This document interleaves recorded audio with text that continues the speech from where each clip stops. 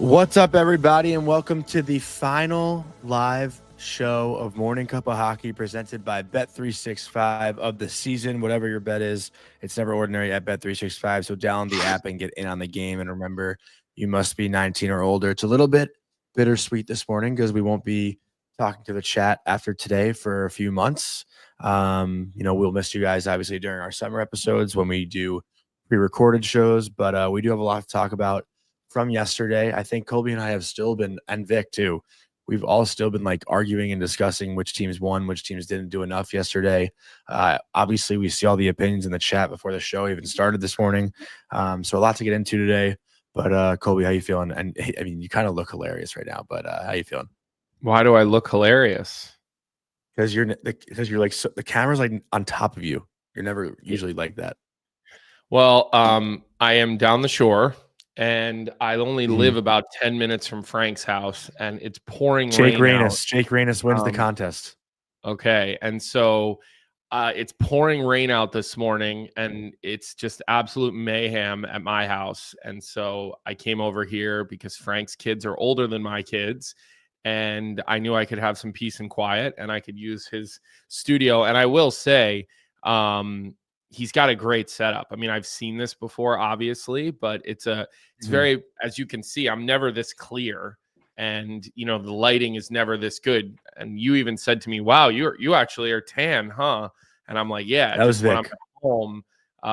Well, Vic always looks tan, but that's a different conversation for a different day. But so it's definitely an interesting day, no doubt about that. And I do want to say this because I saw people in the chat yesterday asking if Frank has left DFO to go to Bleacher Report.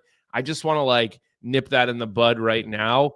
Frank is not going to Bleacher Report. That was a one-time thing, which they rolled up the Brinks truck to get him to do that show yesterday for them. But that is not where Frank's eventual landing place will be. And so I figured, as I'm sitting here, and I actually have you're in Frank's chair. You want to break some news? His credential from the NHL draft is sitting right in front of me. Obviously, I'm not going to show it, but I figured I could break that news while sitting in his chair in his space. So probably not a good thing for you, Johnny, because you're going to get to really see my facial expressions today when you say certain things.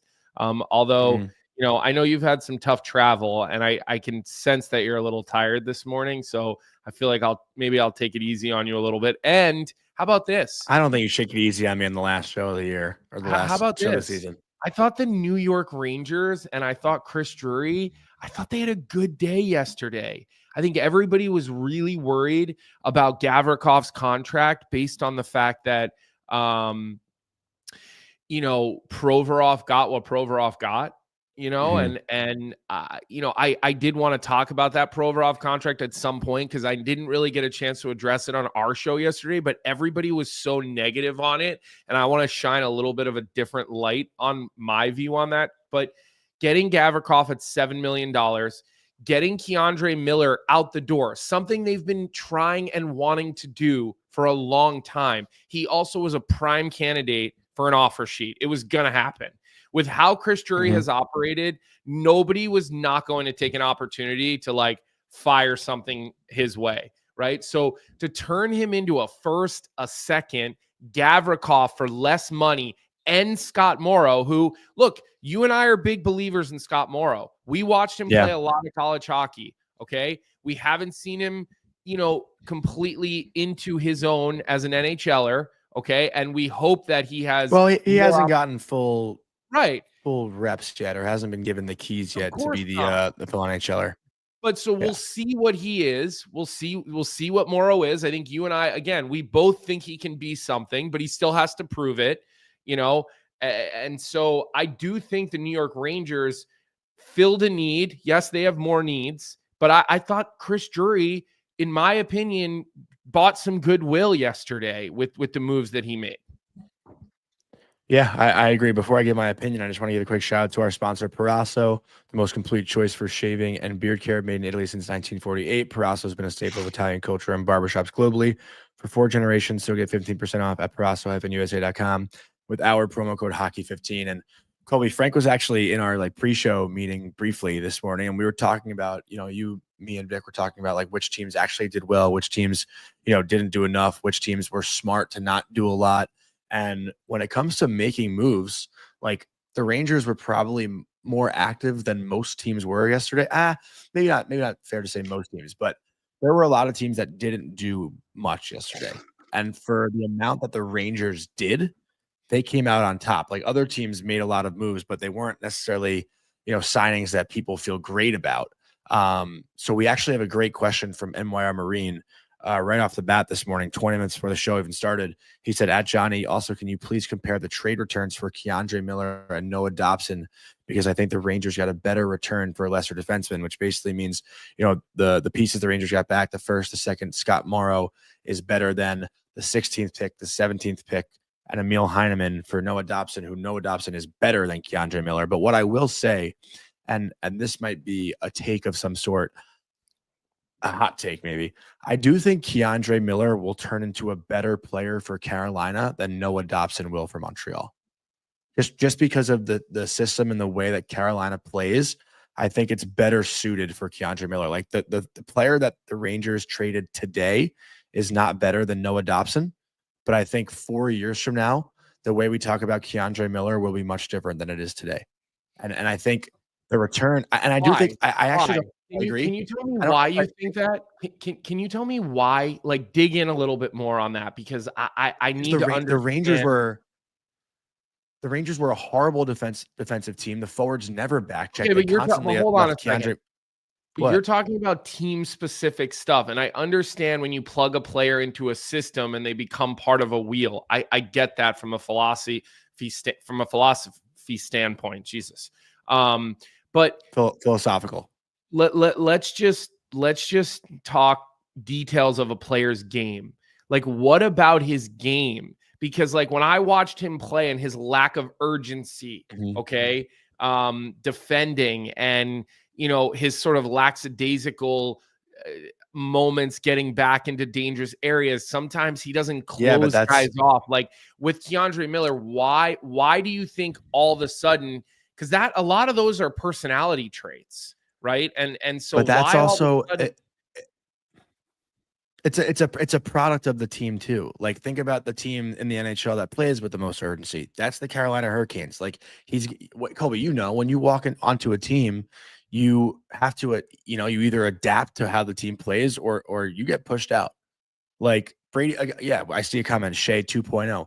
Brady Shea goes to Carolina. Like he does well in that system. He plays well. Like the Rangers got rid of Brady Shea. And, I think Brady Shea is probably a little bit better offensively than Keandre Miller was at the time.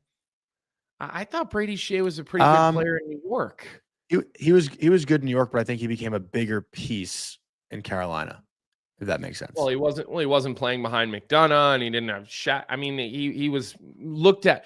Because here's the thing, I don't think Keandre Miller has nearly the offensive abilities that Noah Dobson has. I think they're counted on to be very different types of players.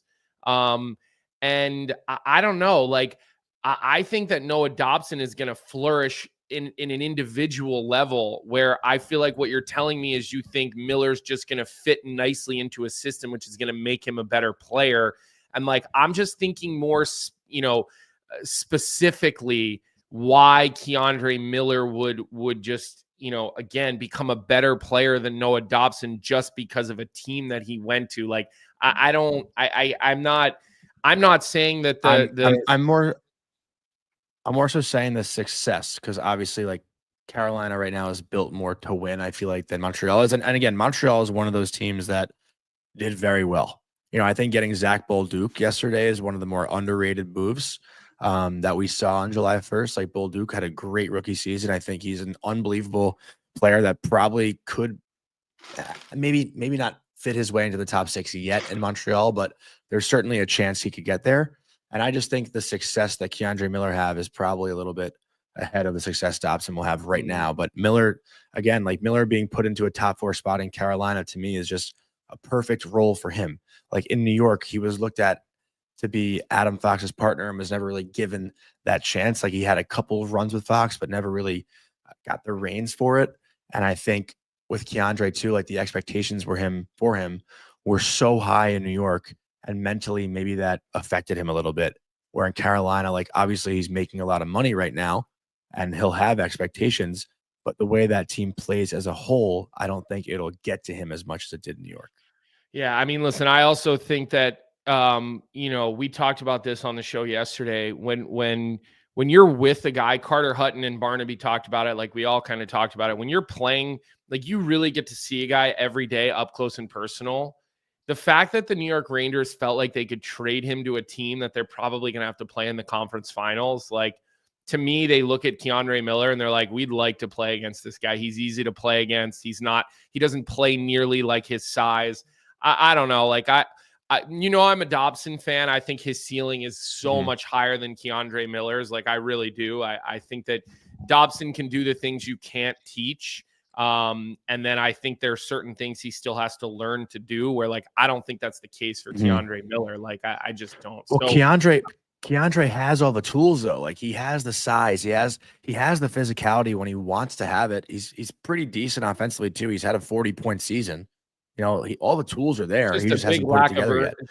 It's just a big lack of urgency defensively, and you just can't get away with that in the NHL, even at his size. I mean, like I know Sean Avery has absolutely murdered that guy on social media, but like, dude, those clips are really bad. Like the film doesn't lie, and that's not necessarily a new thing. And like honestly, people in the chat right now, I'd hate to argue with you on our final live show, but the New York Rangers made a big splash yesterday. It's like, so to sit here in our chat right now and whine about us talking about the New York Rangers, like enough is enough. Like, they got rid of Keandre Miller. They put a huge package together. They signed arguably one of the top defensemen available yesterday. Like, what are we talking about here? Like, we're talking about what happened yesterday. So, buckle up. And if you don't like it, feel free. Like nobody's forcing you to be here right now. Okay. So stop your whining about us talking about the New York Rangers because it's irritating.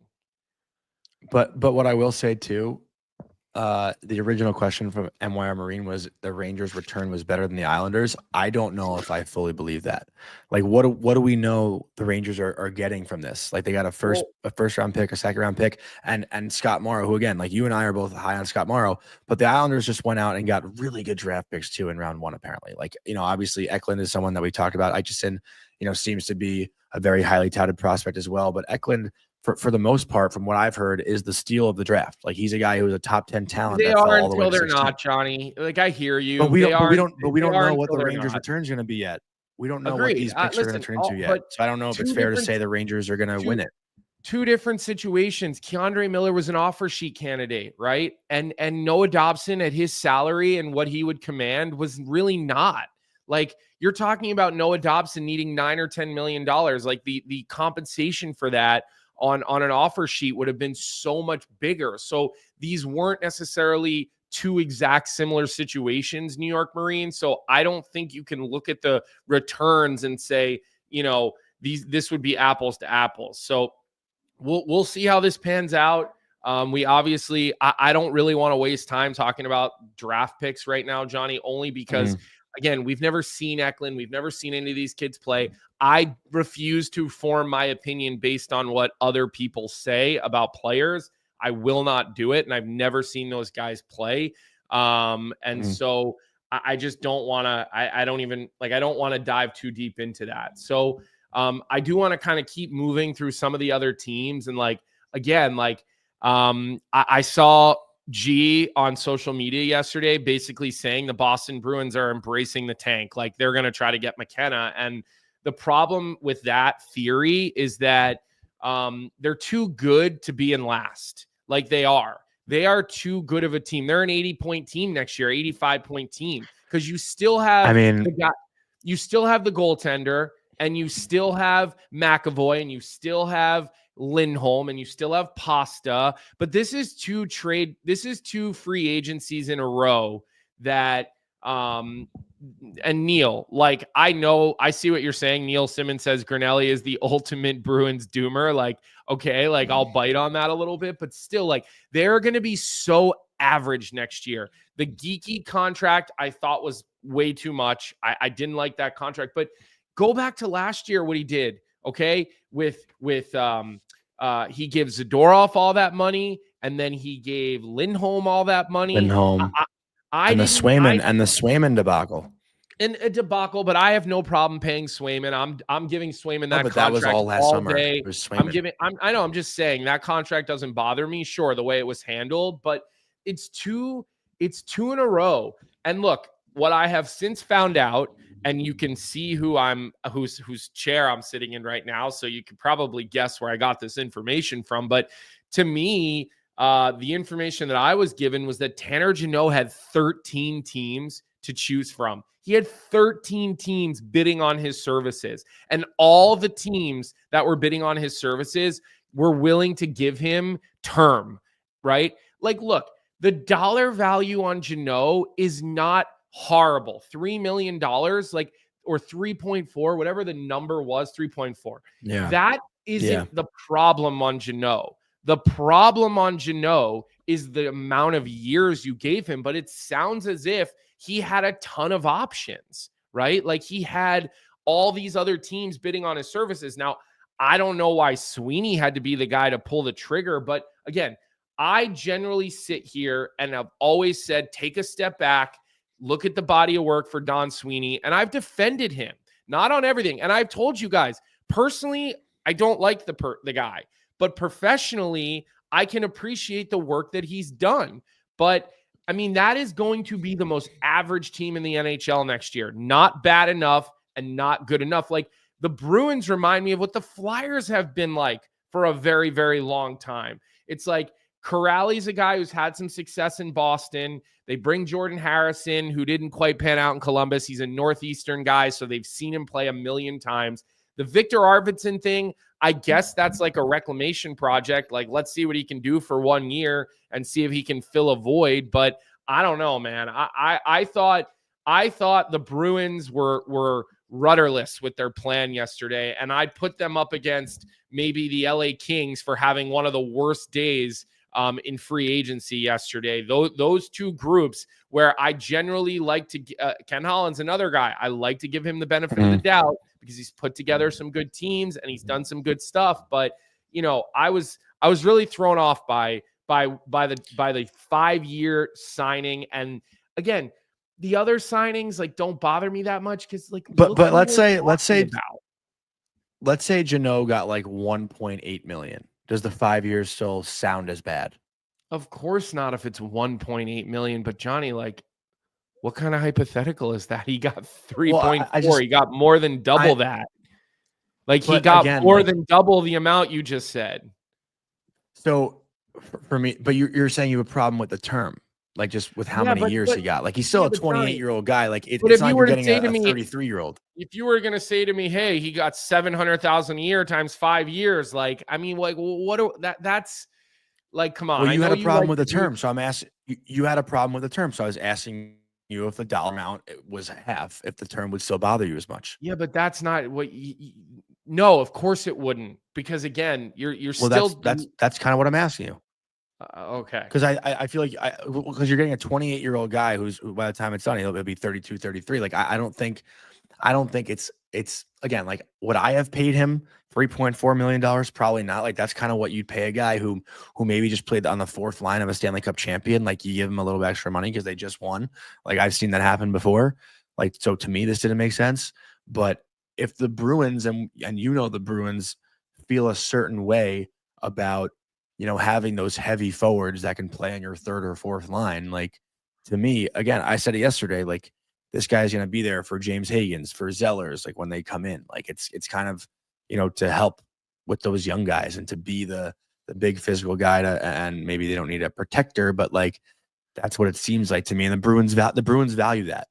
Yeah, I mean, they're valuing 11, 12 minutes a night and 13 points for a guy with, again, 5 years of term, 225-pound player. These guys break down a little bit quick. I don't know. It just, to me, again, I'd put it up against the CC contract for a worst signing of the day yesterday.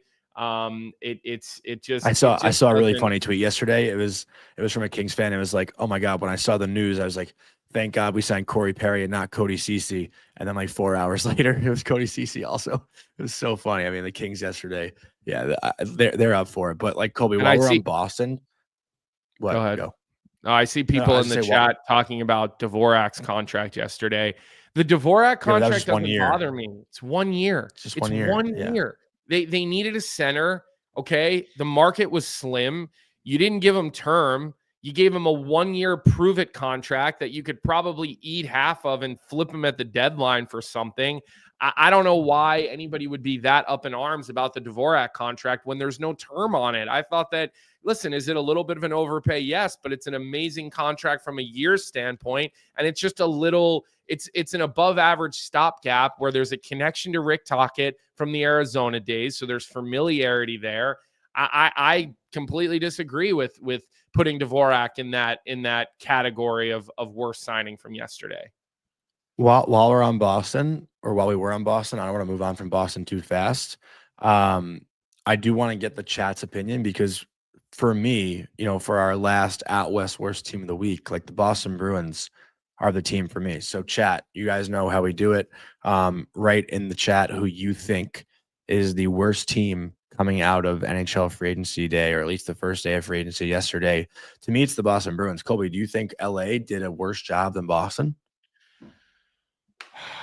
Do I think LA did a worse job than Boston? Because to me, the LA Kings are still a playoff team. Like, I don't think they did anything to damage what their season will look like next year. Yeah, I mean, I don't mind. I like, Dumoulin, I think is a solid player. Good. Like, his number to me is right at $4 million. Ceci, that seems like a lot of money for Cody Ceci. Although, again, you need good penalty killers. There's familiarity to Ken Holland. Like, I thought, again, giving him 4 years at that number seems way too high for me. But I assume he had other options, right? Like, I assume the agent said you're going to have to get to this if you want him because he had other options. I don't know. Like, I'd throw Detroit in there. It's like, again, like, I don't mind. Like, you sign Reamer 1 year, $1 million, and you sign Kane, right? And like, look, I think there's still a purpose for James Van Riemsdyk in the National Hockey League. I think he brings an element to your team anywhere into your lineup, but it's not enough. Like, what is Detroit doing to get themselves back into the playoffs? Like, but then they also signed my boy John Leonard in the same breath. I mean, that's like a depth signing. He's whatever, but and they signed Miller, Mitchell, and Bernard Docker. But I think the theme really from yesterday, Johnny, was that like this was a bad free agent class. When everybody re-signed with their team, I think everybody just said, "Shit, we're gonna have to really kick this down the can." Like, who is the most dynamic forward that signed a contract yesterday? Was it Granlund? Like, was there any other really dynamic forwards? I'm just running through the list here of all that signed yesterday. Like, I think Anaheim knocked it out of the park. Yeah, I think Anaheim knocked it out of the park. Anaheim's one of my winners from yesterday. He's the most dynamic player that was signed to a contract yesterday. Chat, you guys can weigh in here. Yes, okay, Mitch Marner, but that's different. That's a sign and trade, but we can get to, we will get to that. But let's take, okay, Besser's another one. Besser would be like a dynamic type of player, but I'd put Besser and Granlund in a similar. I think Granlund's more dynamic than Besser. Yeah, listen, Besser's a goal scorer, man. I mean, there's a need for goals on every team. So I don't think that, but okay, let's say those two guys were your top two guys, and then Marner obviously is in a different category. And again, that was a sign and trade. He never went to market. It just, yesterday was just like, people are criticizing the Blackhawks for not doing anything yesterday. What did you want the Blackhawks to do?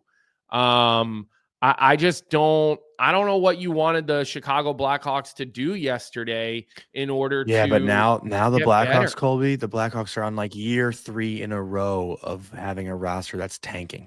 They're going to be in the mix. How much longer can they do this? They're going to be in the mix for Gavin McKenna. They are. When you look at their roster, they're in the McKenna. And then the rebuild's over. That's over. Listen, then you put together a roster. Is that I don't the have plan? an answer for you on that. I don't. But I just, like, you can't make something out of nothing. Like, what would Granlund have changed their team if they sign Ehlers? Does that change their team? You know, and I think Ehlers is either going to go to Washington or Carolina. That's kind of what it sounds like. Is he's Tampa? Kind of narrowing in on. Again, that's just my guess. But like, what do any of those players do for any of these bad teams? Like, do they take the Flyers and make them a playoff team? Do they make Chicago? Do any of those players pull Chicago out of the basement? You know, maybe Tampa, like, okay, maybe they help a team like Tampa Bay, who seems like they just need a little bit more to get past Florida in the first round. I don't know. Like, it wasn't a day where there was a ton of impact players. And you know, like even if Marchand went to market, okay, we discussed this. Is Marshy still a first line player on a playoff team? He's not. No. Right. So but I want to say one thing before you kind of run away here, because I think we kind of skipped over San Jose. Like, San Jose is, you know, we put them up to par with Chicago, right? But I thought they had a pretty decent day yesterday too. They grabbed Kurashev for a year at $1.2 million. They re-signed Eklund, who's, you know, been a really good young player for them, for 3 by $5.6 million. They get Nedeljkovic to be a backup for a 3rd round pick. They signed John Klingberg, Adam Gaudette, who had a great year in Ottawa. Like, they added, and Colin White, who probably won't play in the NHL. What? Philip Kurashev is on a good team, an American League player. I watched him up close and personal. But I think, I think the Sharks at least like did stuff.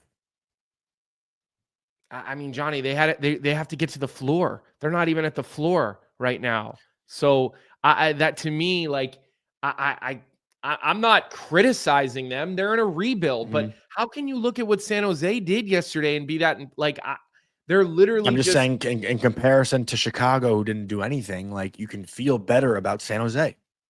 Okay, so you mean to tell me that you took sloppy seconds from Chicago with Kurashev, who basically found himself on the outside looking in. Okay, you got Nedeljkovic, who's been in and out of the American League for the last number of years, up and down, right? Because he can't play. Yeah, but they want Askarov to be their guy, though. I get it. So, like, you have Adam Gaudette, who again, little resurrection last year. Before that, where was he? The American League. Okay, you have Colin White, who's probably destined for the American League. Okay, and then John Klingberg, who, like, his career has gone off of a cliff. So I'm gonna call bullshit on that. Like, I just because you made a couple of signings. I mean, Chicago Blackhawks brought back Sam Lafferty, who they literally turned into like a 1st and 2nd round pick. And that's the only place Sam Lafferty's ever really played good hockey before. So I don't think it's fair. He was good with the Leafs. He was good with the Leafs. San Jose did some stuff to get closer to the cap floor. So I'm going to say I feel better about them than Chicago. I mean, they have $45 million in cap. I don't know. Like, I'm not,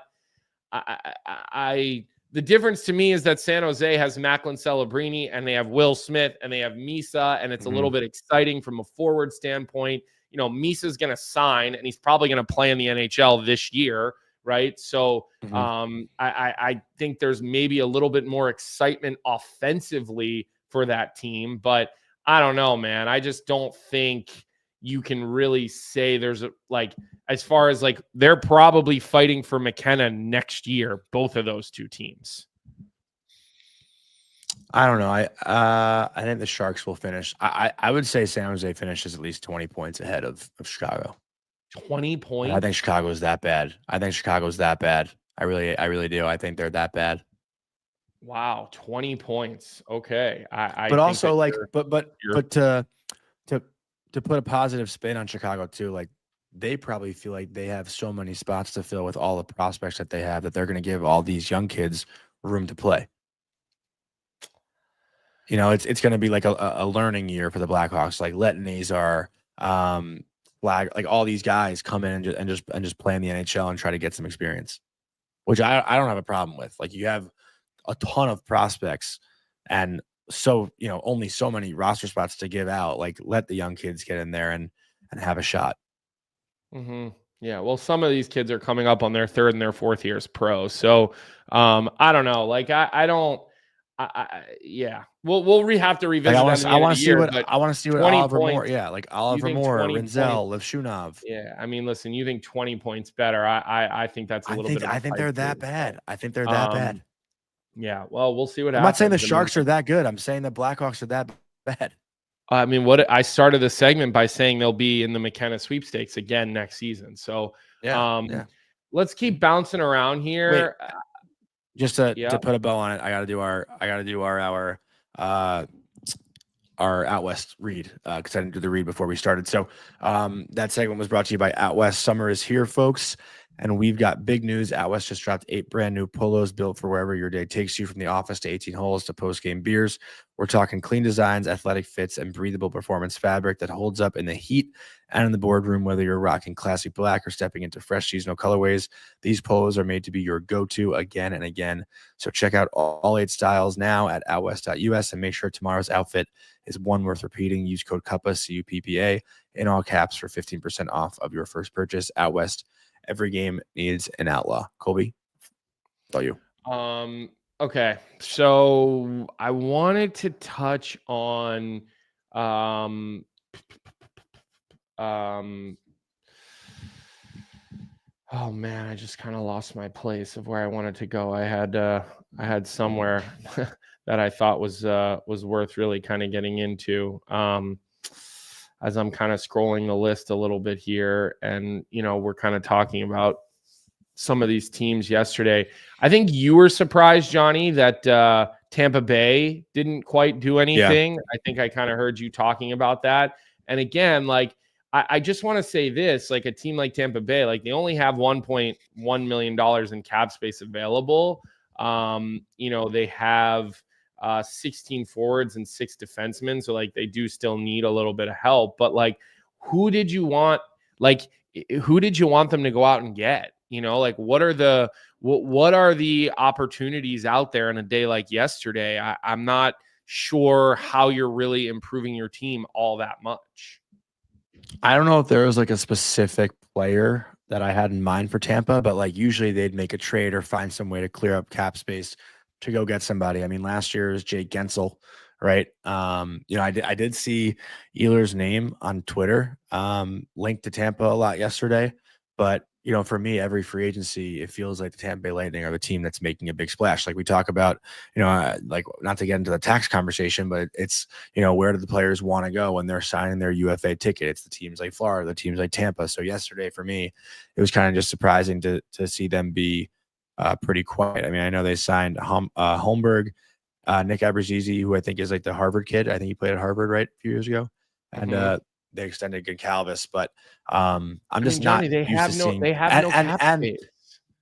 Yeah, but also like even trying to trade Isaac Howard, like he's been clear that he's not signing with them too. Like that could have been something trade worthy that they could have done in the past couple of days that they didn't do. So we got to keep our eye on that situation. Also, the Hobie Baker Award winner doesn't want to sign with the team that drafted him, and that team is one of the better teams in the NHL. Like that's a pretty big story. Yeah, I mean, listen, there's no rush right now for Julien Brisebois. Like, he's obviously not getting his price on that. And listen, the price on Isaac Howard should be high. Every team, and I remember Kyle Davidson. Is he going to go back to Michigan State? I remember Kyle Davidson saying this to me when I was working in Chicago, and him and I were, spending a lot of time together on the road and like having meals and whatever. And, I remember saying to him, like, why don't you try to go out and grab other teams? Like at the time when they were trading Kane and like they were really stripping it down to the studs. Like I remember we were sitting in Florida on the Tampa, Florida road trip. And I was like, why don't you try to go grab some of these guys that are drafted a year or two ago that are already into their sort of next stage of development, And I'm like, it seems like some of those guys would be safer bets because like you drafted them and now you've seen them play for a year in college or have another big year where they progressed in whether it's the CHL or the USHL or wherever it is that they are working on their next stage of development. And he actually said to me, like, those guys are really hard to trade for. Like they're really hard to trade for. Everybody kind of covets those guys that are sort of draft picks that look like they've been hits, but they're not quite at the NHL level yet. They've gone off to their college team. They've had 1 or 2 really good seasons. They've, scored 25 goals at the NCAA level, like whatever that number is. And they're way harder to pry away than saying to a team, hey, I just want your next two first round picks. A team's like, okay, I'll give you my next two first round picks, but I won't give you my coveted prospect. That's why like Frank Saravalli has been all over the Cal Ritchie thing when the Islanders got Cal Ritchie from Colorado. Like, he feels like that's like one of the best moves Lou Lamoriello ever made when he was in Chicago, he was on the island, because you went out and you got a guy that's we both agree that the draft should not be for 18-year-olds. You and I both agree on that, right? Or there should be some sort of opt-in method. If you're 18 and you want to opt in, okay, fine, right? But and I think also, like, I was talking to a 20-year-old, you just have so much more clarity on what that person is going to be as a hockey player than a guy who maybe just turned 18 years old. Like, I turned 18 in April, and then I was drafted in June. So 2 months after my 18th birthday is the draft, right? I literally could not grow facial hair. I couldn't. If I didn't, I don't think I was shaving ever when I was 18 years old. Like, I didn't literally have to start shaving until I was like 20 years old, right? So how the hell are you supposed to know what I'm going to be when I'm still literally not even? So I just think that extra year or two on some of these prospects is so valuable to really see what a player is going to be. And I don't know if this is something that you could or something you would really care about, but like, I was talking to my best friend Holden yesterday, who's like a big sports fan. He's a big NBA fan. And he was asking me about the draft, asking me if any studs got taken. And then he's like, it's just so hard to, and this is, again, who's like just your typical sports fan, not a big hockey fan. He just said it's so hard to get into the NHL draft because, these guys are getting picked and maybe two of them will go play on their team next year. Like, no one really cares about the NHL draft because the guys that get picked, you won't see them in the league for 2 to 3 years. Like, that's another reason why being drafted at 18, like, it's just so hard to draw attention to the NHL draft when, right now, I think the only slam dunk to play in the NHL next year is Misa. Like, we don't know what Schaefer's going to do yet. He'll probably start with the Islanders, but we don't know if that's a guarantee. We don't know what Frondell's going to do. I like, think maybe he'll from make what the I'm, Blackhawks. Johnny, from having some conversations with people in the last day, Schaefer's going to play for the New York Islanders next year. I mean, yeah, that's what it seems like. He's signing and he's playing for the New York Islanders next year. And, it sounds like Hagens might too in Boston, honestly. Well, Hagens wants to sign, which I think would be a mistake because I think Hagens is a lot closer to being a Providence Bruin than a Boston Bruin. And why wouldn't you go play for BC for 6 more months until April and then, have an opportunity to go right into the National Hockey League? I think a guy like Hagens still needs that. Like, dominate a year of college before you sign. He's probably so motivated too right now just to like make noise in the NHL just because of, hearing his name spoken about negatively over the past few months. Like, it became a little nuts, like the negativity around James Hagens. Why is that nuts, Johnny? Why is watching a player struggle in the NCAA tournament, struggle in the league playoffs, struggle down the stretch when things get tight, and sitting there because saying, you know what? Because none of the other top picks, because none of the other top picks were playing at the level that James Hagens was at. But if you're talking you can about criticize a player all you want, if you're talking about a guy who's going to go first overall, Johnny, there's a lot of scrutiny that comes behind that. I mean, of course, look at the domination the previous season by Macklin Celebrini as a 17-year-old. He was 17 years old. Okay, so like you're talking about him. Hagens was supposed to be the number 1 overall pick. Right? He played himself out of that spot. He really did, and we'll see. I'm just saying, I don't think it's fair to like say a play, like, again, I granted that Hagens didn't dominate college hockey, but like saying that he's not like a caliber top pick because he didn't dominate college hockey when every other draft pick in the top 10 wasn't playing to the level of the NCAA. To me, that's where I'm saying it's a little bit unfair. I didn't understand what you just said. A caliber of a top. What? Who said he's not saying a caliber of a not a first round? No, not first round. I'm saying like top 10. Like you yourself were even like you were bragging about it during the draft. I wouldn't take him in the top 10. That's what I said. Yeah. I wouldn't have taken him in the top 10. And you were bragging about it. Like, but a year ago, that would have never been a conversation. But because Hagens is playing at a different level, than the other prospects were. We speak about him more negatively because he didn't dominate to the same level as those guys did in their respective leagues. That doesn't make James Higgins less of a player. He just didn't dominate in a better hockey level.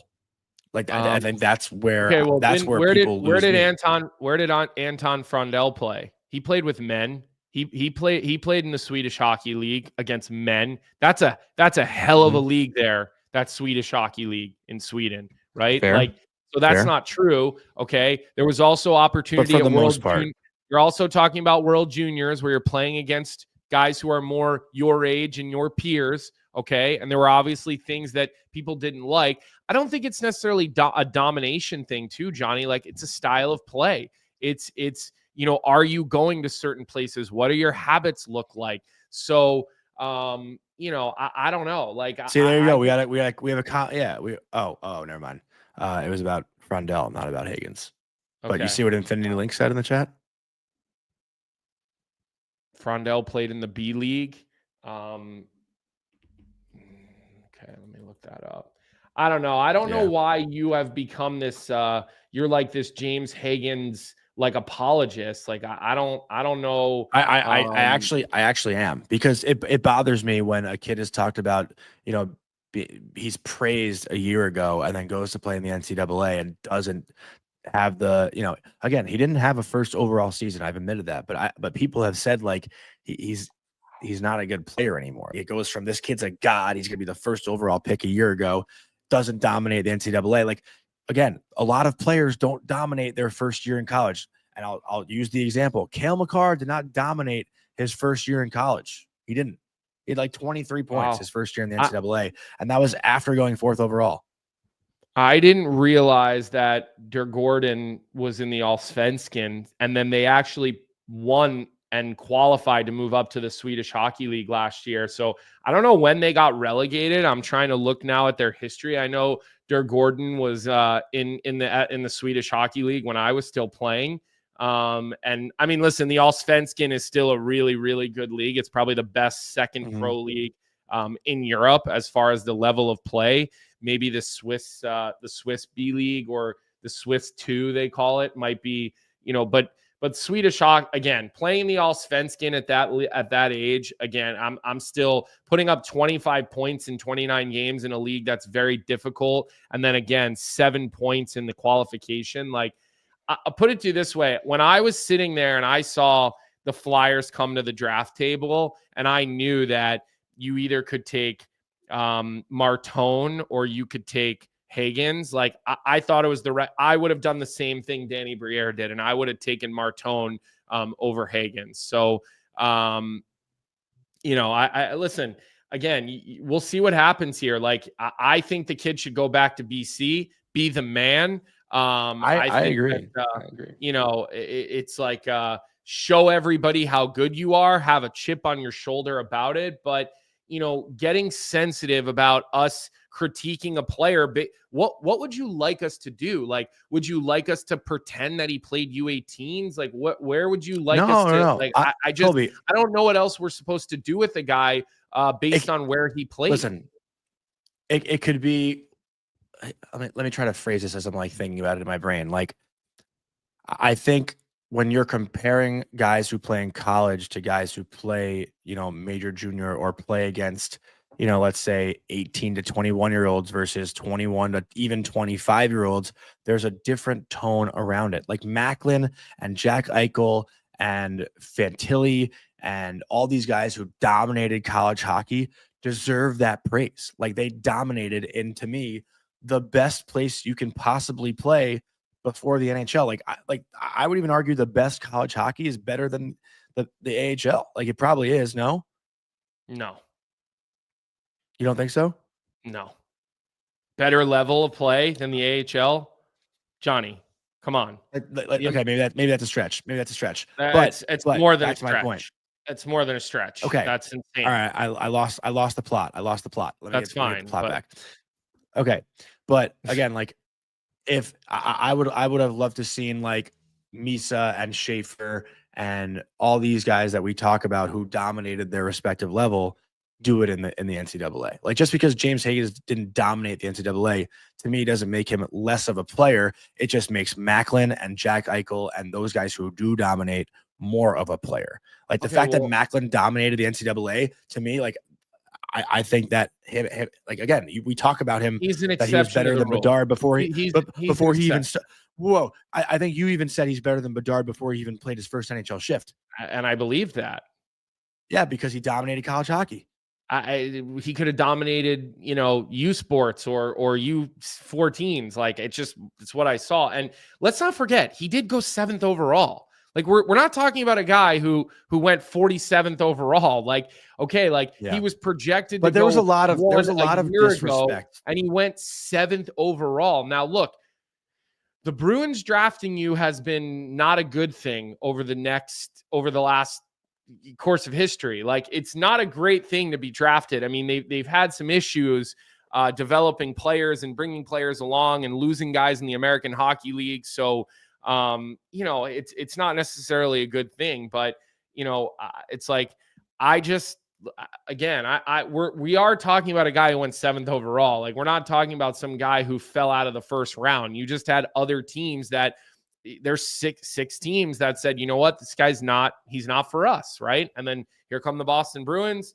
Boom, they make the draft pick. We'll see what happens. All right, we'll see. Like, we'll see if he signs right away. I hear that he wants to sign, but I think that would be a big mistake for him. But hey, listen, he's got to make his own decisions. He shouldn't give a shit what I think, or really he shouldn't give a shit what anybody thinks other than him, his family, his agent, and the Boston Bruins. None of our opinions should matter to this kid, but his own circle's opinions. But again, like, I do feel like we're like acting like it was his funeral when he went 7th overall. No. There were just a lot of negative articles written about him, and that's where I defend him, because to me, he played in a harder bracket of hockey than most of the other top picks did. I had a teammate, Jonny, in college who went 7th overall after his freshman year, Colin Wilson. And there was a dominating element to the way Willie played, even as a freshman. There was a dominating element. And Hockey East was a heavier league back then. It was a much lower scoring league, so points totals looked way different. Like, look at when Gilroy won the Hobey Baker, the amount of points he had, versus look at, like, when Lane Hudson wasn't even a finalist for the Hobey Baker and he had 20 more points than Gilroy had, right? So, like, different time frame, different types of points, but there was a dominant element to the way Colin Wilson played shift in and shift out. And again, I got a chance to be at ice level and watch Higgins and watch him in the biggest moments, and it left me wanting more, right? It left me wanting more, but I hope it worked out for him. I want the city of Boston to have a good hockey team. Like, I do truly like and appreciate the Bruins fan base. And I'm not a guy who necessarily loves Don Sweeney, but I know a lot of people that work on that staff and have been around that organization. So I hope they turn it around. I really do. I hope Higgins works out. I hope it's a grand slam. I hope he goes back to BC, and I hope he takes his team back to the Frozen Four. And we get to see good matchups with him all season. I do. But, I'm also allowed to have an opinion, as are you. And, that's kind of where we go with it. So I want to read this comment and then go ahead. Well, yeah, I guess we can talk about. So I'll ask you a question after I read this comment. I was just gonna say we pissed this guy Grizz off. Grizz said, "Y'all are gonna eat your words, and I'm gonna love it when Bedard puts up better numbers with worse teammates." LOL. You guys are blind. We'll see how that goes. It's not all about numbers. It's about, at least it was an LOL. Help your team win. Yeah. At least there was an LOL. Again, at least he's coming with a like fun sense of humor about it, right? Like.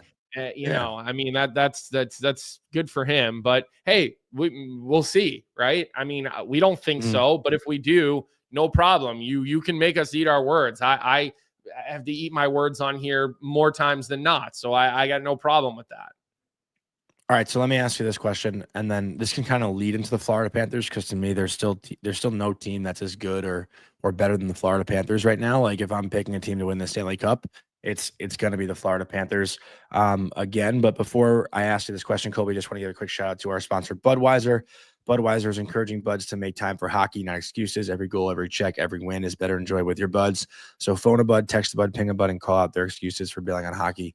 When it's hockey time, it's go time.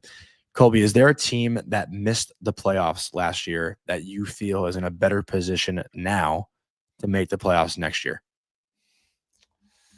Like, which team would you pick?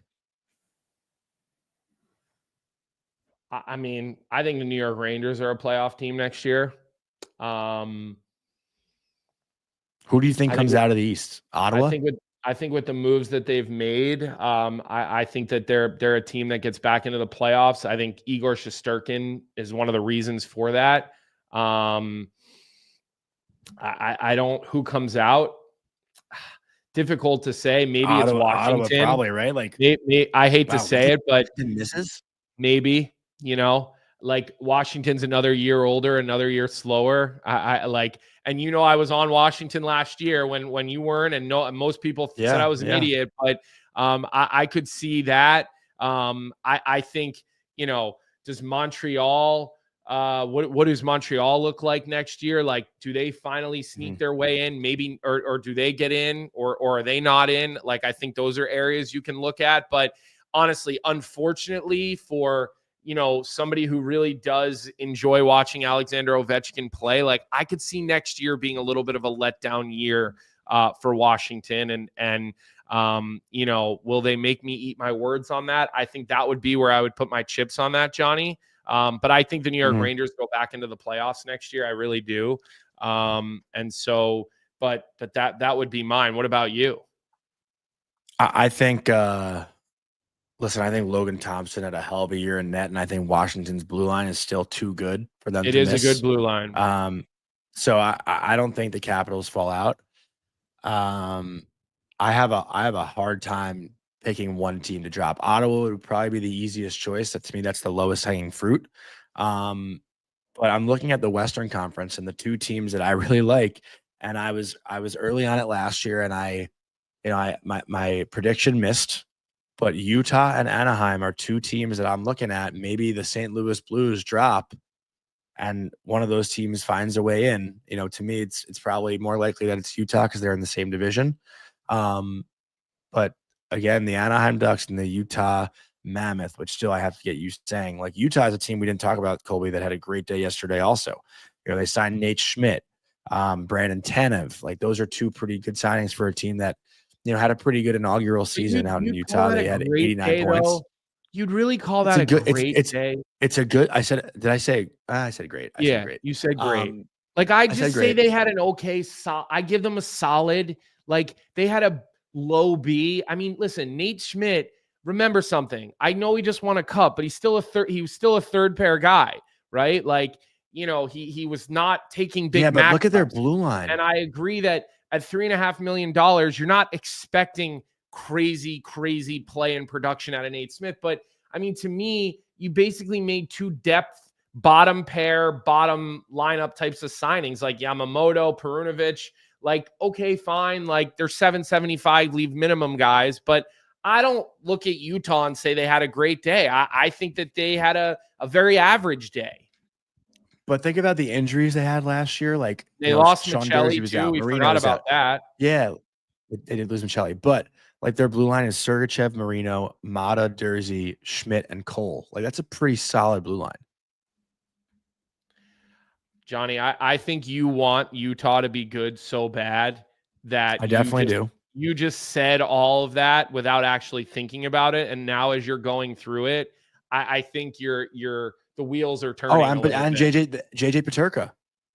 I don't know. They lost Michelli, but they got Peterka. You think what they did yesterday, including Peterka, makes them a playoff team? Really? Like, is that like one of your vibes? I think it makes them closer. I think it makes them closer. Yeah. Well, just like I think Anaheim's closer. Yeah. I mean, closer, sure, Johnny, but like, closer doesn't it doesn't get you anything but a mid-round draft pick. You know what I mean? Like it doesn't. And so, but in the same breath, there weren't impactful things to do.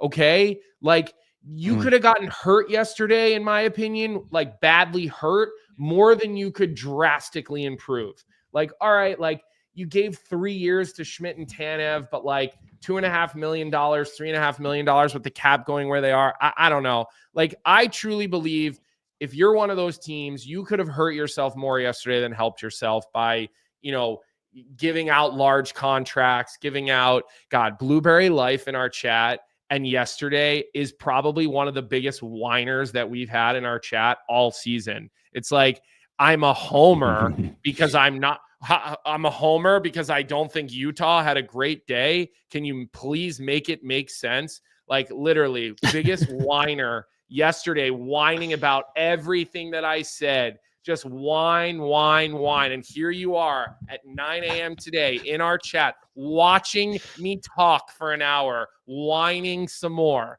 Just absolutely gotta love and appreciate the whining from our friend Blueberry Life.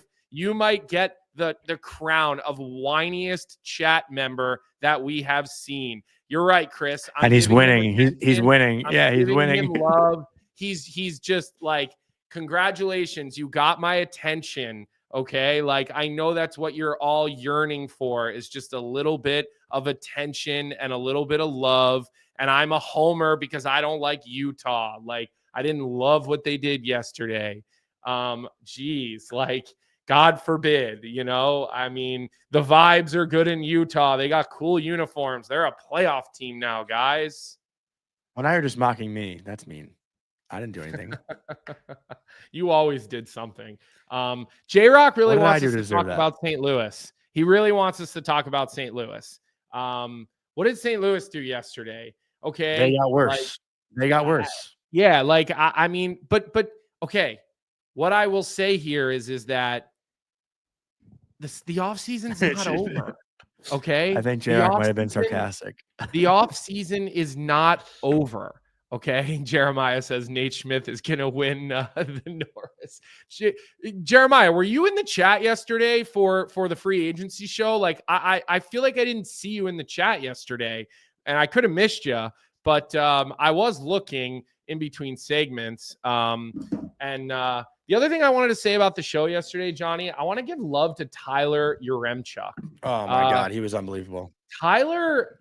I was really impressed with Tyler yesterday, like really impressed. I mean, I've always been a fan and loved Tyler and thought that Tyler did a great job. And I've been working with Tyler now for years, even going back to when I was like in Chicago, just filling in on DFO Live or doing guest segments. And I was so impressed with the job that Tyler Yaremchuk did. That is not an easy thing to manage all those people, all of those shows, all of those panels. The intro, the outro, the ad reads, getting through the show. I thought Tyler was so polished and good yesterday. I remember sitting there at one point being like, wow, I'm just like, I forgot I was working because I was just watching and listening to Tyler do his thing. Like, I agree. He reminds me of a really good point guard or power play quarterback. He's just like dishing the rock left and right? Like, doesn't overhandle, doesn't over dribble, dish the rock. I thought that Tyler was phenomenal. Yeah, I texted him right after. I was like, dude, you knocked it out of the park. I mean, yesterday's show was 4 hours long, and it went pretty quick. It was fun. And again, it didn't feel like there were a lot of big splashes, but there was news left and right, it felt like. I was concerned about how many signings there would be, or if there would be a quieter July 1st with everything that kind of went down the day before with guys extending and signing with their own teams. But we definitely had enough to talk about yesterday. And a team that we haven't even mentioned today, Colby, yet is the Vancouver Canucks, right? Like Brock Besser, pretty early on in the day, like goes back and signs a 7 by 7.25 with the Canucks. They signed Thatcher Demko, who you've obviously been super high on. And, we'll get back to St. Louis because I know the chat has been begging for us to talk about Logan Mailloux. I'm not exactly familiar with how to pronounce his last name. I know he's a London Knights kid. You're right. I think it's Mailloux. I think that's Mailloux. Right. But I thought the Vancouver Canucks yesterday. Mailloux's the kid who got in trouble, right? I can't remember. A couple years ago. Yeah. I can't remember. I think it was like 4 or 5 years ago. He did something when he was like a young teenager or something like that. I don't get offended right now. Don't get offended in the chat. Yeah. I forget what happened, so just don't freak out. Yeah. I know we're gonna have some people that are like, oh my God, I can't And believe. if we're not sure about the story, we shouldn't say it or speculate. Like, I don't remember exactly what he did. I think it was something involving pictures, but that's all I really remember. Yeah, showing girls' photos. I mean, listen, he's 6'3", he's 22 years old. I think that he's had some pretty good years in the American League. He did have 4 points, 2-2 in 7 games last year for Montreal. So it's not as if he didn't produce. I mean, like, you got to give credit where credit is due. And, I do think St. Louis does have some depth, on the wing and some heavier guys, but it was a sort of patient approach by St. Louis yesterday. I think they'll just go out and try to make a trade or two, Johnny. Like, they're going to have to. Did I lose you? Oh, you were just delayed there for a second. What was the last thing you said? The Wi-Fi went out for a sec. I said that I think, St. Louis will look to get better via trade. I mean, I think that's what they're going to have to do because, again, like, who are they going out and getting yesterday? Like, it was, again, I think the general managers that didn't do anything stupid yesterday were some of the winners. I really do. But I think in this trade specifically, and I mentioned it a little bit at the top of the show, I haven't watched a ton of Mayu. I definitely have seen way more of Zach Bolduc, and I am very high on Zach Bolduc. Like, I think he's a really solid player that can fit in a top 6. Like, this guy, looking at his stats a little bit more, like in the queue, he had a 99-point season, then followed it up with a 110-point season, and only played 25 games his rookie year in the NHL. Had 9 points in 25 games. Last year was his first full season in the NHL. He scores 19 goals. Like, this is a guy who can maybe, he's only 22. By the time he's 26, he can maybe be a consistent 30-goal, 35-assist guy. Yeah. Like, I think he's nasty. Like, all the skill is there, all the tools are there. Like, this is a great pickup for Montreal. I spoke to Eric Engels yesterday for about 20 minutes. Like, the Montreal Canadiens, and if I could find the Bleacher Report tweet, like, the amount of guys that Montreal has that are under or 25 or under, like, they have a list of 11 or 12 players that are 25 years, including their captain, Nick Suzuki, 25 years old or younger, that are like, this is how you do. The Montreal Canadiens are the epitome of how you do a rebuild and create a new core. Like they're doing it their way. Yeah. I think and actually, you know what? While we're on that, Colby, let me just knock out the Bet365. Let me read a comment in the chat. Let me just read a comment in the chat. Nick Davis says, my heart hates the Bolduc trade. My brain understands. Bolduc became expendable with the emergence of Snuggie and Dvorsky. That's Jimmy Snuggerud he's talking about. Mayu had an insane AHL playoff, 22 years old, huge frame, intense, big shot. Yeah, listen. I think they need D. St. Louis needs D. Their D are so old and slow. Yeah, I mean, look at their right side. It's like Parayko, Falk, and who's their bottom pair? Yeah, I mean, look, Mayu's a defenseman. Is he not? I don't think Logan Mayu's. I don't know. Is he forward? I don't. I think you're throwing me off there. I don't know. I'm not sure, to be honest. The guy's played again. Yeah, he's a D. He's a D. Yeah. Is he not a defenseman? I thought he was a defenseman. Oh, I think Kobe's mic fell out. He's a D. Yeah. Point for Johnny. Mayu is a defenseman. And like I was saying, the St. Louis blue line, they added Cam Fowler this year, which was a big add. Obviously, they bring in Broberg and offer sheet, but like Parayko and Falk are not getting any younger. Like, how old is Parayko? He's got to be early 30s by now. I mean, look up his age. So and he's Falk, a right shot. I mean, like you said, Falk's 33. Parayko is 32. You did confirm that, right? Yeah, it says here on his page. So, and he's a righty, and he's 6. Yeah, so I think it's a workable trade for both of these teams, right? I think it's a workable trade. Again, I'm not going to sit here and tell you that I've watched Logan Mailloux play because I don't watch the American League. I've stopped since I was out of Chicago. I don't watch American League games. I'm not getting on my computer and doing that. And he's had a very, very limited run at the NHL level.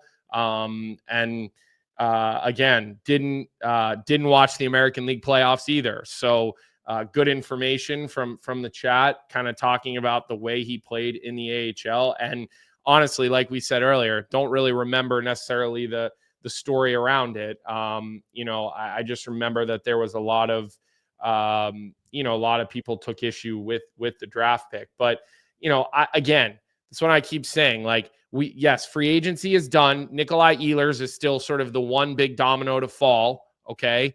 And then after that, it's not like we're not going to see any trades. I mean, I do think you're going to see teams make moves. So, what do you think as far as Vegas now, Johnny? Well, I wanted you to into do your bet read, 365 right? before you. Yeah.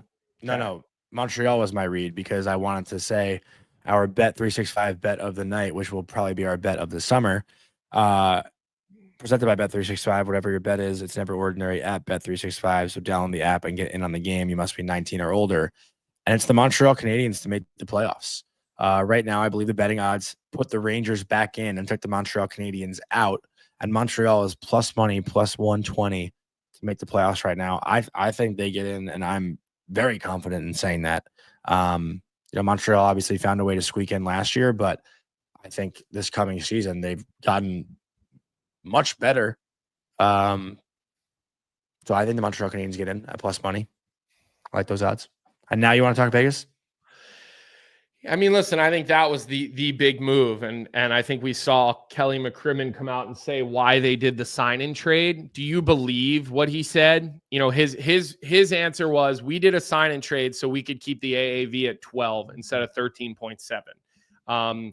Or do you think it had to do with the tampering situation? Like, do you think that Toronto sort of, let's say, blackmailed or pressured them into the sign and trade by threatening tampering charges? Now, McCrimmon came out and said it. They've been working on getting Marner since, last trade deadline. They had that whole three-way trade that was reported. He confirmed that.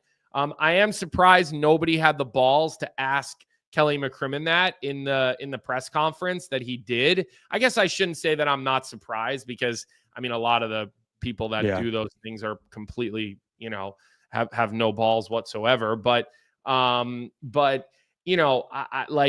was sort of wondering, like, why did they help Toronto? Why did they give up a player when they really didn't need to? If that's where Marner wanted to go, okay, you saved $1.7 million on the cap is what McCrimmon is saying. I don't believe it. I think they did that because they were worried about the tampering charges that could be coming. And chat, I'd love to hear your opinion on that. Like, do you buy what McCrimmon said, or do you think it had to do with being worried about tampering charges? Well, if he got to the market, wouldn't he have not been able to sign for 8 years as well? That's why doing the sign and trade contract AAV would have been 13.7, which would have got him to the dollar amount. So it would have been 1.7. But it would have been 7 years.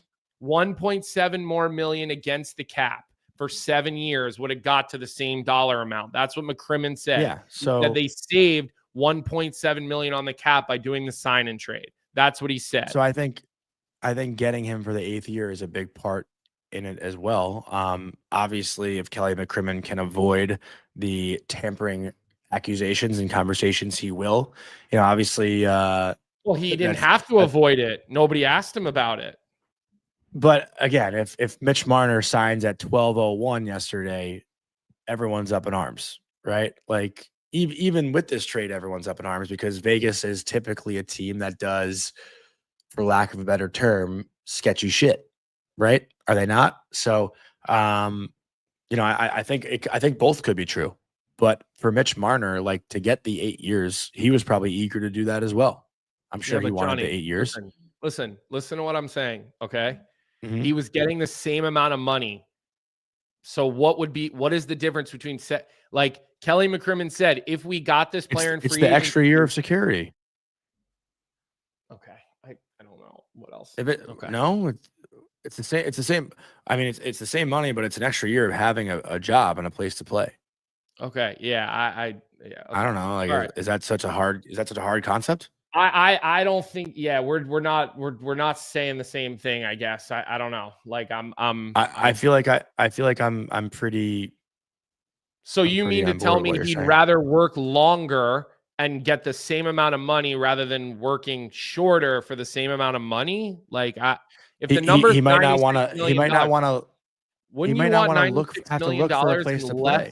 in less of a period of time than more of a period of time? Like, what? I don't. Mitch Marner's how old? He's 28, probably. How old is he? Yeah, 28. Like, by the time that contract ends, like, you think Mitch Marner's gonna want to look for a new team at 35, 36 years old? Like, he gets to play until he's 36 now in Vegas. Okay. Like, Okay. what contract is he going to sign at 35? Like, he I think the extra year gives him that extra year of a place to play and security, like, versus having to negotiate a You new think Marner's contract when worried you're about job 35. security? You think he's worried about job security between At 13.7 million and 12 at million? 35, maybe. I don't know. Like, I'm just telling you what I think. Like, if I'm a 28-year-old guy, I'd rather know that I'm on a team till 36 than be 35 and have to find a new spot. Okay. I don't know. All right. I don't think that's that crazy of a statement. I don't know why you're like offended or defensive. I'm not neither. I just can't believe that's the side that you're taking on this rather than I'm just taking realizing. what you said and I'm trying to think of something. I don't think it's that egregious of I just think Kelly a comment. McCrimmon's. I think he's full of shit. That's the bottom line. I think Kelly McCrimmon is absolutely full of shit. I think if Mitch Marner goes to free agency and gets the 7-year deal and still gets 9, I just think he didn't want to be the poster boy for the NHL, making an example out of the Vegas Golden Knights, because we all know they're looking for an opportunity to go after a team for tampering. So that's all. I think he's full of shit on that. What is all right, look, what did Marie say? I have to get out of Frank's studio here in the next couple of minutes because he's got some radio he's got to do. So let me just ask you this, Johnny. Any final thoughts or any final things that you would like to say? Any final things that the Florida Panthers are going to three-peat next year? I just don't see how anyone beats them again. We didn't even talk about them. Like, obviously, they don't make a ton of moves yesterday, but they didn't need to. They have the exact team that they want. They signed Nosek, Studnicka. Oh, Brandon Bussey's actually a sneaky good backup signing. He's a Long Island kid, had a great career at Western Michigan. Thought he'd be the backup and the guy in Boston, but the Korpisalo deal kind of priced him out or got him out of Boston. So that's a sneaky good backup signing for Bussey. They obviously signed Tarasov as well. Jeff Petrie is another good addition to their blue line, I think, for a third pair. Petrie is the new OEL, Nate Schmidt. Like, yeah. I mean, granted, I don't think Petrie still has necessarily the game, but I think Petrie on a third pair with a little bit, more of a limited role can be a really, really good, steady third pair opportunity. They're obviously going to have to do some work because they're a little bit ahead on the salary cap. I will say this. I agree with you. Florida is going to have every opportunity to repeat next year. And I love Brad Marchand.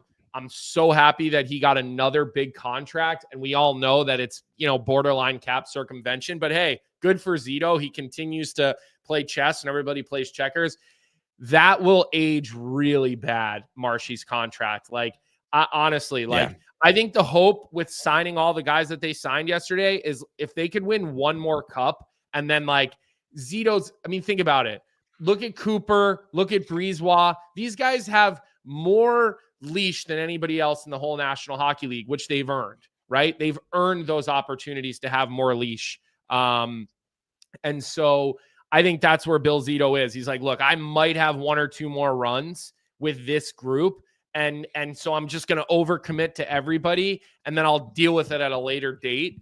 But the Marshy contract is it's a bad contract long-term. I mean, it is a really bad contract long-term. Like, I think Ekblad, you'll get a little bit more solid play out of for a little bit longer. You'll keep that top pair together. They're both under contract for a while. I think Bennett, still has more in him, longer in him. From what I understand about Marshy, you're holding that guy together with Band-Aids right now. Like he is, but boy, is he a competitor, and is he going to give you everything you're going to do, everything you could ever want.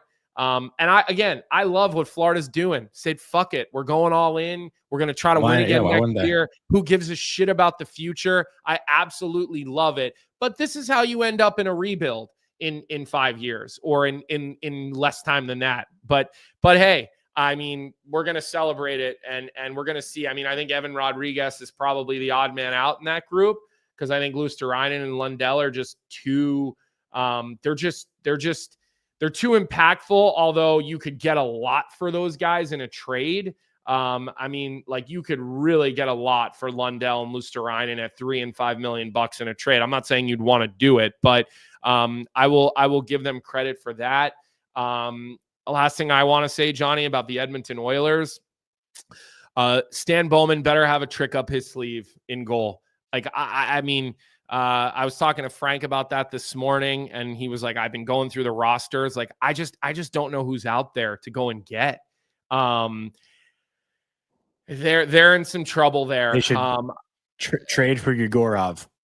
I mean, I saw D White in the chat today, and I saw him say he doesn't like the Bouchard contract. Listen, biggest theme for me with players, grass is not always greener. I see Connor in the chat, Carter Hart to Edmonton. Listen, if Carter Hart, is not found guilty and is reinstated in the National Hockey League, I mean, if you can make the Carter Hart thing, if you can make that happen, then, good, like, you have a goaltender. You have a legitimate goaltender, maybe not a full number one star. I'm not putting him in the category with the Big Ten, maybe, but he's probably at the next group. Who knows? He hasn't played in a while. We don't really know about that.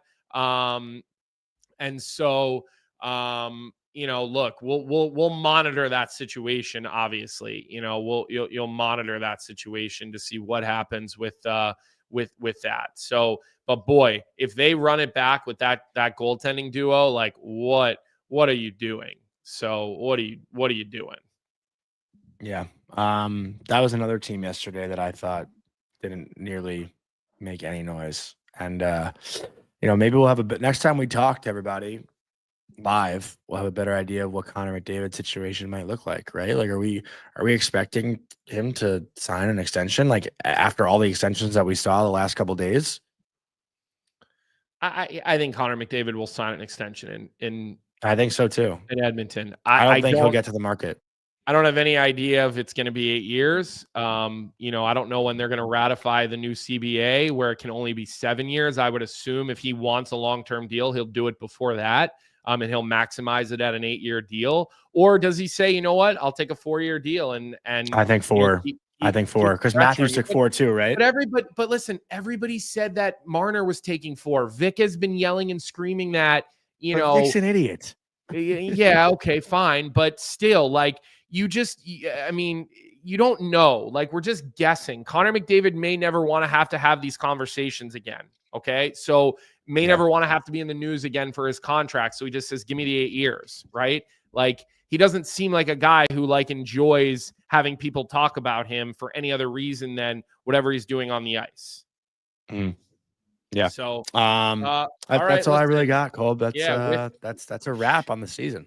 Vic wants you to apologize to him live on the air before we go off for our final live show of season 2. Are you prepared to do that? Not going to happen. Okay. No. All right, Johnny, that's going to be a wrap on season 2. Hell of a growth year.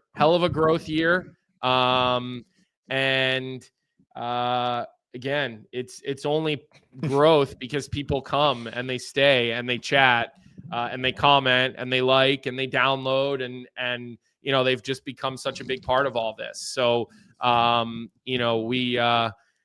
we can't do it without that, right? And so as we head into the off season, we'll release an episode at 9 a.m. Every Wednesday is our plan. Johnny, not next week though. Not next week. 50-50 on next week. We're hoping we'll take a week. We'll go dark for a week, and then we'll come back the following week. So that's kind of the game plan there. And then Jonny, it's a little bit of business for you and I. Like we gotta get those contracts. I know there have been some offers made to be transparent with you guys. And we're hoping to get something locked in here and get something worked out for next season. I think we're both very confident that will happen. But there is a business side to this stuff, and we plan on being back with you guys next year. That is certainly the plan, and we're going to start working through that stuff now. And in the meantime, every Wednesday, right? Every Wednesday, if there's something crazy that happens this summer, maybe we'll get a live episode in. We'll keep you guys posted online. No promises, but maybe if there's anything crazy that happens this year, this summer, we will get a live episode in. So Jonny, I know I usually don't like when you jump on me during the outro, but I'll give you an opportunity here to say what it is that you'd like to say. Yeah, and I said it before. First of all, I also want to thank Vic and all the guests that we have on. Like, something that's really cool about this show and something that we're trying to continue to build is when certain things happen in certain markets, knowing that we have go-to faces that we can bring on the following morning. Like Eric Engels became that kind of guy for Montreal. Kevin Kurz is certainly that kind of guy for Philly. Like, that's what we're looking to build out with this show. Like, so every fan base, every team can be covered properly. Colby and I can only watch so much hockey every single night. So we like to bring on the voices who are as close to the teams as possible to talk about it. And that's, I think what's fun for me is like every morning we have a story and we have someone covering that story. That's something I think that the NHL lacked when I was growing up. But another thing too that I've mentioned before is how awesome it is to just sign on here every day at 8:30. And you obviously know Big Willie Styles is here saying God knows what 5 different times to himself because no one's awakened in the chat yet. But, seeing the same names every day, knowing that when I log on and when I wake up, I will see, again, I can't shout out everyone. Big Willie was the only one because no one writes in the chat more than him. But it's very cool just to like have, it's kind of like, and this is maybe, a typical Jonny analogy, but it's like waking up and walking into high school every day. You're going to see your friends, you're going to see the exact same people. And there was something nice about that. So yeah, like, it's kind of like the NHL's homeroom. Yeah. It's like the NHL's homeroom a little bit. Like, it's just nice to come in here and talk to the same people every day. And even when Colby and I argue with you, usually it's Colby arguing with you, but you'll still come back. Like it's good to have heated debates and passionate debates and not take them personally and not be offended and not be bothered and come back the next day and try to win the next argument. Yeah. That's what this is all about. And Colby's probably looking over at Frank because Frank's probably trying to kick him out. So I'll shut my mouth and let Colby finish it up. And that's another guy we got to say, listen, Frank comes on our show every Tuesday all season. He doesn't have to do that. Tyler came on our show a million times this season. Yes. Jeff came on our show a million times this season. Pat Maroon, big part of the show this past season. So, all these people come on consistently. It's not because they're getting paid $1 million to do so. So with that, this will be our final live sign off of the season. We look forward to being back with you guys live, I guess, probably late September, early October. I would assume October 1st is when we'll be back live. We will have a new looking show next year. We can leave you guys with that full rebrand, refresh, all of the above. So you all have that to look forward to. Make sure you hit that like button, hit that subscribe button, get the automatic downloads on this summer. Don't forget about us every Wednesday, 9 a.m. Get the audio, get the downloads going. We will need you guys to continue to carry us from that. And with that, we love you guys. We appreciate you guys. Have a great summer, and we'll see you live in October. What's up, hockey fans? If you enjoyed that video, then you need to be hitting the subscribe button right here at Daily Faceoff. Exclusive interviews and analysis from our hockey insider Frank Saravalli, fantasy updates from Brock Sagan, and a daily live show at noon Eastern, Monday through Friday. You don't want to miss any of the fantastic content, so hit that subscribe